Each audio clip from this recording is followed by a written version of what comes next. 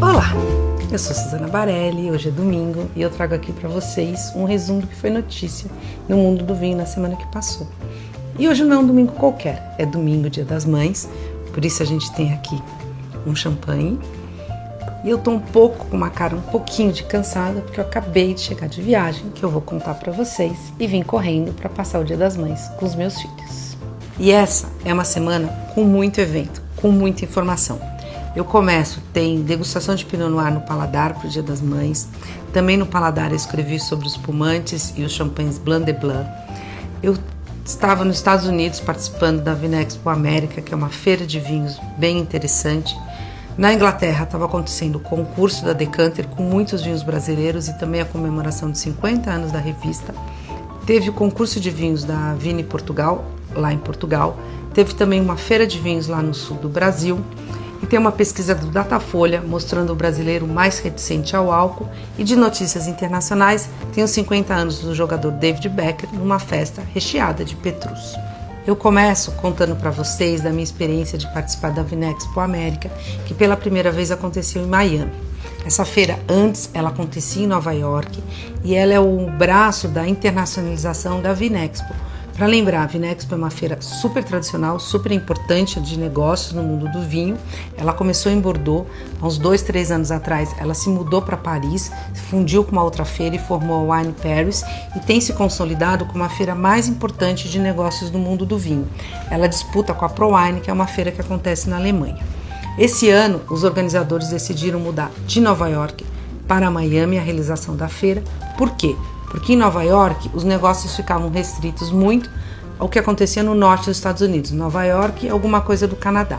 Vindo para Miami, eles conseguem ampliar o número de compradores e foi efetivamente o que aconteceu. E eles trouxeram compradores de toda a América Latina, além dos Estados Unidos. Foi muito interessante participar, eu conversei com vários brasileiros, tinham 7 estandes de brasileiros, ou tinham 7 vinícolas brasileiras participando.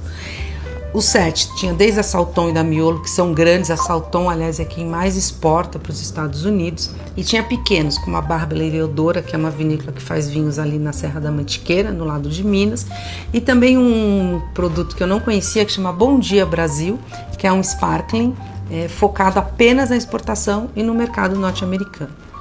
O Brasil, da conversa, estavam satisfeitos, falaram que tiveram muitos contatos.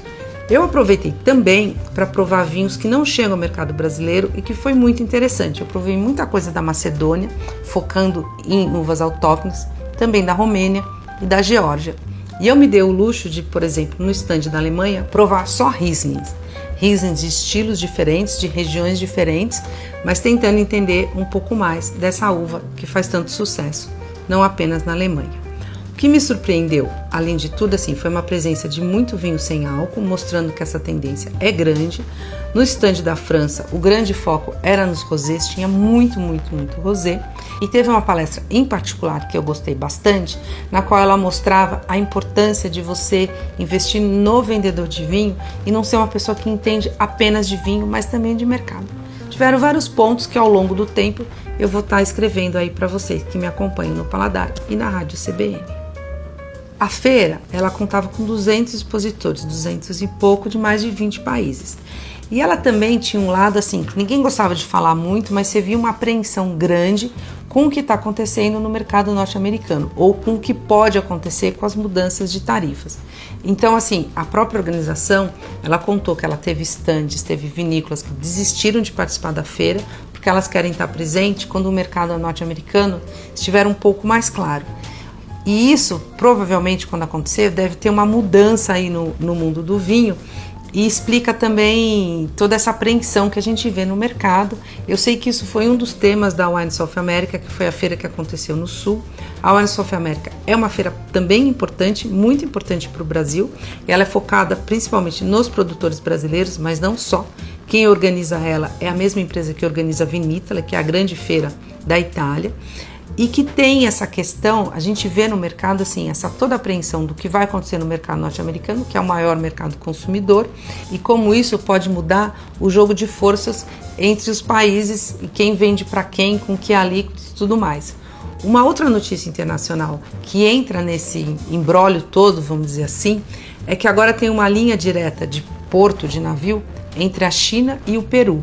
Isso é visto, assim, o pessoal de vinho está olhando com atenção, porque isso pode ser também um canal de como é que você exporta via Peru ou como é que você importa via Peru para toda a América Latina. Então, assim, a gente continua nessa apreensão do que vai ser o mercado de vinhos. Tanto a feira de Miami como a feira aqui do Sul tinha essa preocupação muito latente de o que vai acontecer com o mercado. Nessa semana também aconteceu uma nova edição do concurso de vinhos de Portugal, que é promovido pela Vini Portugal. Eu acompanho sempre atenta esse concurso, porque Portugal é um país muito importante, os vinhos portugueses são muito importantes aqui no Brasil, e aí os vinhos premiados com maior destaque, obviamente, também repercutem mais aqui no Brasil. E esse ano eu queria saber quem ia ser o meu substituto, então eu acompanhei mais ainda o concurso, apesar de não saber todos os resultados ainda. E eu explico melhor. A cada 2 anos, a Vini Portugal elege a personalidade do ano para as Américas, para a Europa, para a Ásia. 2 anos atrás, que foi a última eleição, eu fui eleita a personalidade do ano Américas para a Vini Portugal. E eu queria saber quem ia ser o próximo, ou quem ia ser a próxima personalidade do ano Américas. E eu fiquei super feliz que eu sei que quem ganhou esse prêmio foi o Jorge Luque, que é ele é um máximo aqui no mercado brasileiro. E quem não acompanha ele, eu sugiro muito acompanhar. Então aqui, um brinde para o Luque, que é o novo Personalidade Américas da Vini Portugal. O resultado completo do concurso eu trago para vocês na semana que vem. Outro evento internacional que aconteceu essa semana foi o julgamento dos melhores vinhos da Decanter. A Decanter tem um concurso de vinhos anual que repercute muito, que eu acompanho muito, eu gosto do jeito deles degustar, eles degustam às cegas e com critérios bem definidos. E aí eu queria saber principalmente o que estava acontecendo com os vinhos brasileiros. E aí eu tenho um informante, vamos dizer assim, que é o Paulo Bramer. O Paulo Bramer é um brasileiro que morou muito tempo em Londres. Hoje ele está aqui no Brasil, ele representa a importadora Berkman, entre outras coisas, e o Paulo é um dos jurados. E eu fiquei todos os dias falando com o Paulo. E aí, Paulo, como foi o Brasil? Como foi o Brasil? Então eu vou contar um pouquinho do relato dele. Primeiro, ele diz que cresceu a quantidade de rótulos brasileiros inscritos, ele acha que foram mais de 200 vinhos, mas esse número eu só confirmo no final, quando sair o resultado. Teve um tinto que ele falou que foi muito bom, que ganhou um ouro. Ele disse que os espumantes não foram tão bem e tudo indica que os maiores destaques são para os vinhos de poda invertida, que é aquela técnica que a gente engana a videira e ela dá frutos no inverno, quando os vinhos são elaborados. O Paulo contou também que nem sempre dá para cravar que é um vinho da região X ou da região Y, porque, e aí é uma crítica dele que eu espero que os brasileiros resolvam, ele falou assim, muito vinho vinha sem a ficha completa. Quando você escreve o vinho, você tem que pôr várias características que eu não sei quais são, eu não sou jurada desse concurso, mas que vários vinhos dos brasileiros não estavam colocados toda a sua ficha técnica, não toda a ficha técnica, né, porque é um concurso, o vinho é degustado às cegas, mas ele comentou uma coisa de preço errado, faixa de preço errado para o mercado londrino, e também às vezes um pouco de informação de região. Eu não sei o quanto pode entrar de informação dessa região, de novo, eu não sou jurada. O que eu sei é que a maioria dos vinhos que o Paulo acha que se deram bem são de poda invertida, o que significa que são elaborados ali na região da Serra da Mantiqueira e subindo ali na região sudeste e um pouco do centro-oeste. E essa semana eu escrevi 2 textos para o Paladar do Estadão. O primeiro foi uma degustação, aquelas degustações que eu adoro fazer, uma prova às cegas, apenas com Pinot Noir. Eu coloquei a faixa de preço de R$250, pensando que a gente pode pagar um pouco mais para o Dia das Mães, mas também não vai pagar uma estratosfera de valor. Convidei 4 jurados, que foi o Thiago Mendes, o Felipe Campos, a Jane Prado e a Eliane Araújo, para provarem às cegas esses 15 vinhos e pontuarem. E eu escolhi a Pinot Noir porque eu acho que a Pinot Noir é uma uva... Primeiro assim, é uma uva importante, é uma uva que muita gente aprecia, é uma uva que já foi identificada apenas como a uva da Borgonha, hoje é uma uva que conseguiu sair da Borgonha, mesmo a Borgonha ainda tendo os melhores vinhos, mas ela acaba mostrando um pouco da sua personalidade em outros terroirs, e eu acho que é uma uva que tem toda a cara de Dia das Mães. Eu, por exemplo, acho que o meu almoço, ainda não tenho certeza, mas acho que o meu almoço vai ser acompanhado com um vinho da Pinot Noir. Então eu escolhi essa uva, a gente comprou os vinhos no mercado, a prova foi às cegas e o resultado ali de bons Pinot Noirs e estilos diversos de Pinot Noir para combinar com o Dia das Mães foi publicado no Estadão, que vocês podem conferir agora só na versão online. E na coluna Levant Filosofia, que sobe todo sábado no Paladar, eu escrevi sobre espumantes e champanhes Blanc de Blanc. Blanc de Blanc é aquele espumante ou champanhe elaborado apenas com uvas brancas, o que significa, na grande maioria dos casos, apenas com a Chardonnay. É um estilo que eu gosto e quando eu provei, há umas 2 semanas, se eu não me engano, o lançamento do Dom Ruinart 2013 aqui no Brasil, que é um grande Blanc de Blanc da Casa Ruinart, quando eu degustei esse vinho, eu fiquei com vontade de escrever e sugerir Blanc de Blanc para o Dia das Mães.